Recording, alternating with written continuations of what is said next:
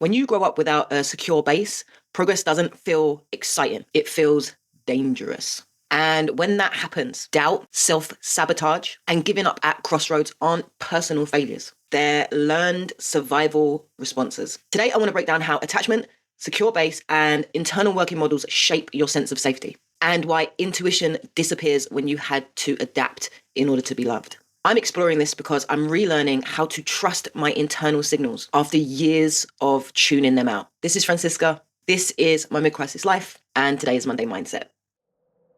If this resonates, subscribe to the channel.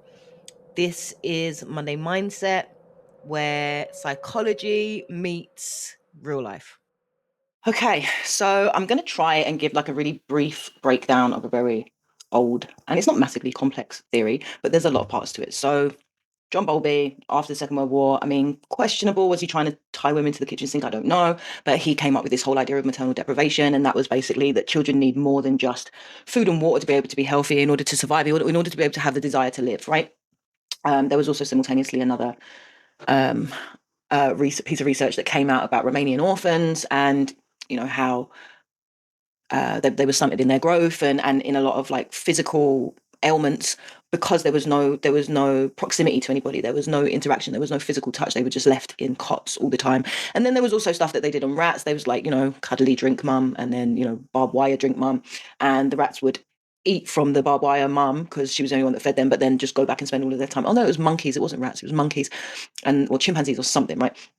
And then they'd go back and they'd hug the cotton wool mum, right? Because they needed the closeness, they needed the proximity, right? So John Bowlby came up with this theory of maternal deprivation, and with it in it, he spoke about a lot of things, and then he expanded on a lot of things as well. And one of the things that's really important that he spoke about was this idea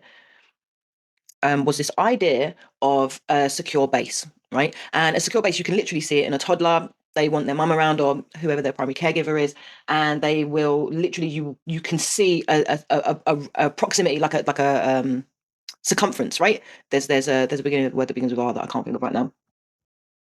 There's a perimeter around their mum, right? And they will get to the edge of this perimeter and then they will always turn around to check, oh, is mum still where I left her, or dad or whoever, right? Are they still where I left them? Oh, they are, excellent, so I can go a little bit further.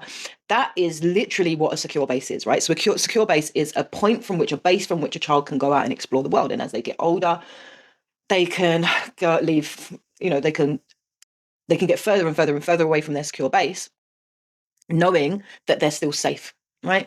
For example, you know, not being able to go more than 5 foot away from their mum when they're really tiny and first starting to crawl, to then going to nursery and preschool and then school and then secondary school and then getting on buses and then going out with their friends and then, you know, immigrating to Australia or whatever it is that secure kids do, right? But this secure base is based upon a lot of Mary Ainsworth's or it coincides with a lot of Mary Ainsworth's research, which is all about attachment patterns. So having a secure or a disorganized attachment, and then if it's secure, is it ambivalent? Is it avoidant? Whatever, right? And the way in which a parent interacts with their child creates the type of attachment that there is between parent and child, so that then when the child moves away from the secure base, it teaches them how other people are going to interact with them, and it allows them to feel not whether the base is secure or not, whether it's safe or not, but it teaches them what safety looks like. So safety can either look really healthy or it can look like 101 million different versions of unhealthiness, right? So you can be safe here with me as long as you don't tell. You can be safe here with me as long as you do what I want you to do. You can be safe here with me as long as, I don't know, whatever, I can hit you or abuse you or control you or whatever it is, right? So it's not that the safe base isn't there. I mean, with disorganized attachments, it's a completely different thing because it's like fear without solution. The person who's supposed to be protecting you is the person who's harming you, which is like just crazy place for a child to be. So yeah, your secure base doesn't mean safety. It means whatever safety means in your family, right? And the attachment tells you how you should be loved, how you should attach to other people. Should you be someone who is like really avoidant and like, oh, I really, really want you to love me, but if I give you my heart, you might hurt me, so you can't really have it, but actually I really want you, unhealthy? Or do you want to be really ambivalent, like, well, I don't know if you're going to love me, so I'm just going to like give you everything and I'm going to call you every minute of the day, just be like, hey, do you still love me? Do you still love me? What kind of attachment are you going to have with people? And then our internal working models, that kind of all of this encompasses and it underpins it, but then that underpins that. It's like whatever, they're all interrelated, right? Our internal working models are all about like a blueprint of what we feel like we should expect, who we are as people, our idea of self-worth, right? Our idea of self.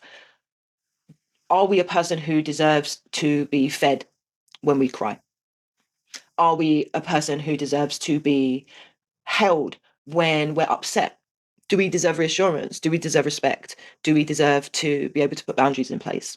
What kind of person are we? And that's all about how our primary caregiver has told us and has interacted with us to make us understand what type of person we are and what we deserve. And the thing is that when we have an internal working model, we go out into the world expecting it from the world. So if you go out into the world thinking the world's a really safe place, man, and everybody's just really nice and kind, and actually, like, I am a person who is like a princess because everybody's just constantly telling me I'm a princess, like I'm a queen, then you're not going to go out with some guy that's going to be like, you're a bitch. You're going to be like, no, I think I'm a queen, actually, because that's the truth. That's the reality of things, right?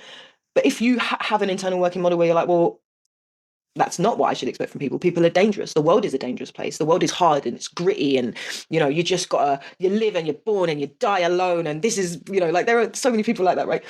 Then when you meet new people, you don't signal to them like, hey, I'm a really open and really nice kind of person and I'd be a really good friend. You signal to them like, I don't fucking trust you, like, and I don't want anything to do with you. And they go, all right, cool. And then you go, see how the world is a harsh place. See how these people are awful to me and didn't want anything to do with me, right? So you're kind of like creating your own like self-fulfilling prophecy, basically. And it all starts from that place of like, what type of parent do you have?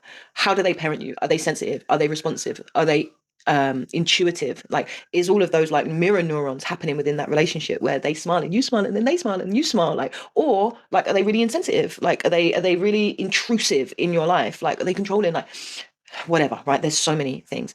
And the reason why I want to bring this up, right, is because when I was thinking about the video that I made for Crisis Confessionals and trying to get my head around what it is that I was actually talking about, it made me think about this, right? So I think about like the secure base, right? And how when there is no real secure base, when the secure base doesn't feel particularly secure unless you're doing what it needs to be done in order to be in close proximity to whoever is your secure base, right? When it's not like that, what happens is the child augments and modifies their behavior to fit what the parent believes a child is and what a child should be. And then the child in turn then stops listening to their inner voice and knowing themselves and knowing their purpose, which is where your intuition comes from, right? So it's no wonder that anytime there's a big crossroads that I come to, anytime when things appear to be moving in a direction of greater self-exploration, greater self-attunement, right?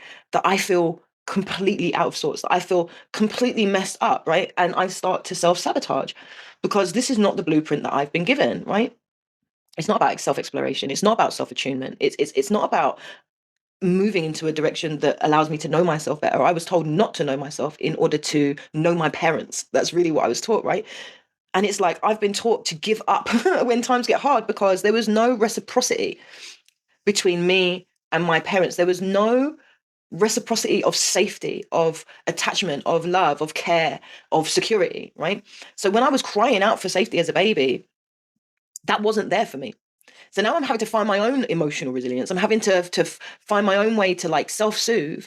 And I'm having to learn what my body has to instinctively say to me underneath all of those layers, right? Being able to read my body, I'm having to learn how to self-soothe myself as well as find the capacity to overcome the fear when everything in my body is telling me to give up because of all of these really contorted messages that I had that are just granular. They're like inherent, they're like innate, but they're not because they're learned and they're conditioned.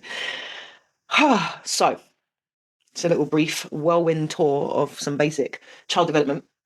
Come back on Thursday for Chrysalis tools. What we're going to do is we're going to build on the practice that we did last week. So if you didn't do that, go and check it out. It's just the practice of just releasing from the body. Because I feel like we spend so much time contorting ourselves and contorting our body, and our body going like, no, don't cry, don't do this, don't show weakness, or don't be needy, or whatever it is that we're trying not to do, right? That our face and our whole body is contorted to just hold it in, and we're just bracing all the time. Like, so it was really interesting just to do that. This week, we're going to build on that, and we're going to look and see if we can actually see what's there and what that might mean. No releasing yet. I feel like it might be too much, but maybe next week we'll come back and we'll do that. So yeah, I hope to see you there. Come back on Thursday for Chrysalis tools. We'll build on this with a body-based practice to explore what your nervous system might be holding.